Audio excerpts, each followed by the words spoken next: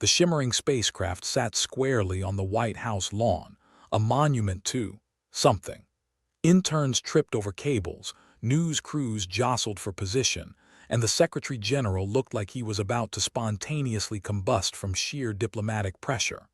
The aliens had landed, all right, and now the UN was knee-deep in its first contact protocols. Protocol Alpha 12 dictates offering them artisanal water and a signed photograph of the current president, but frankly, I think they were more impressed by the squirrels. A week later, things took a turn, a green, decidedly unpleasant turn.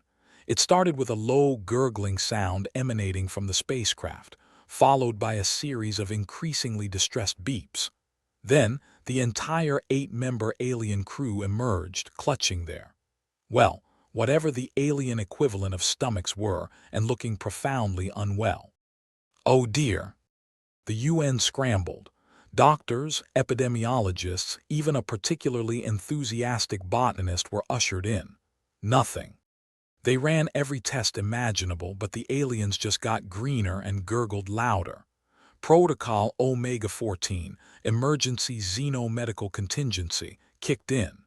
The only problem, Omega-14 was less of a protocol and more of a footnote. In case of alien ailment, consult someone.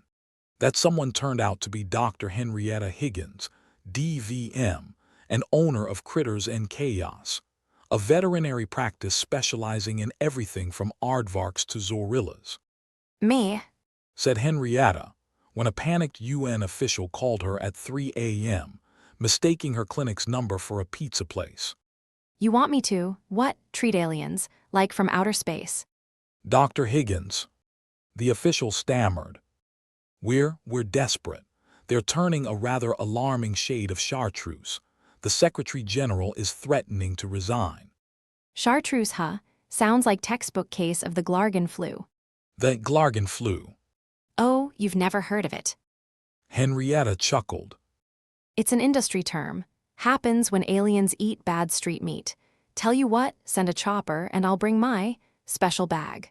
Henrietta arrived at the White House with a tackle box overflowing with syringes, a stethoscope that had seen better days, and a bag of particularly pungent liver treats.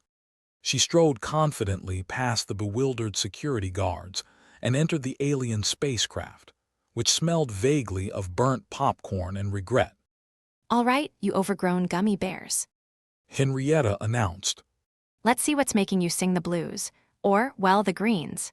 The aliens, despite their distress, looked at her with something approaching awe. Maybe it was her confidence, maybe it was the liver treats. Either way, they allowed her to prod, poke, and listen to them with her ancient stethoscope. Henrietta muttered, after examining the last alien. Just as I suspected, severe case of interstellar indigestion. Interstellar indigestion, echoed the Secretary General, who had bravely ventured inside.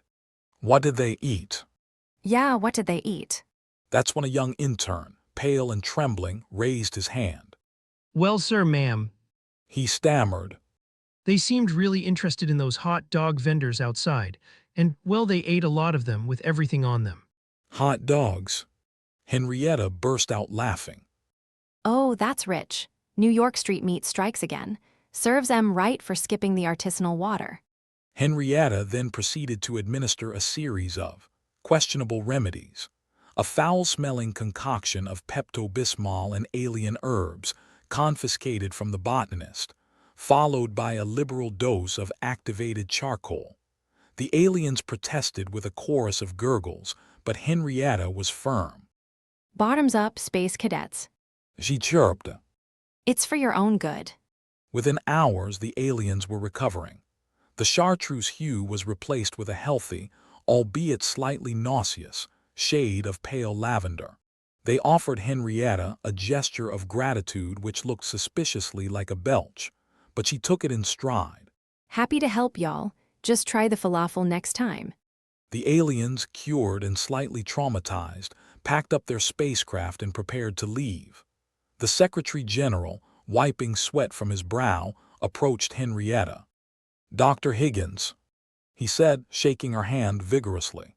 You've saved us from an interplanetary incident. The UN is forever in your debt. Is there anything we can do to repay you? Well, Henrietta said, squinting thoughtfully. I could use a new X-ray machine and maybe a lifetime supply of liver treats. You wouldn't believe what those Zorillas go through. And so, Dr. Henrietta Higgins, DVM, became an unlikely hero. Critters and Chaos got a state-of-the-art upgrade.